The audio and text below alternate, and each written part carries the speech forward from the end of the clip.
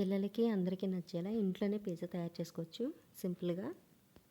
దీనికోసం ఒక కప్పు మైదా తీసుకొని సాల్ట్, షుగరు, ఒక కప్పు పెరుగు, కొంచెం బేకింగ్ సోడా వేసుకొని బాగా కలుపుకోవాలి. ఇలా మెత్తగా కలుపుకోవాలి పిండిని. కొంచెం ఇలా ప్రెస్ చేస్తూ కలిపినట్టయితే పిజ్జా నానిన తర్వాత బాగా పొంగుతుంది. మూత పెట్టి 15 నిమిషాలు అలా వదిలేసినట్టయితే పిండి బాగా పొంగుతుంది. చూడండి, దీన్ని ఒకసారి కలుపుకొని పొడి పిండి చల్లుకుంటూ మనం చపాతీలాగా ఒత్తుకోవాలి. కొంచెం మందంగా ఉండాలి. చపాతీ కర్రతో మందంగా పిజ్జా టైప్లో వచ్చేలాగా ఒత్తుకోవాలి. తర్వాత దీని మీద ఫోర్క్తో ఘాట్లు పెట్టుకోవాలి. చూడండి, ఇక్కడ చేస్తున్నా కదా, అలా ఘాట్లు పెట్టుకొని టమాటా సాస్ వేసుకోండి.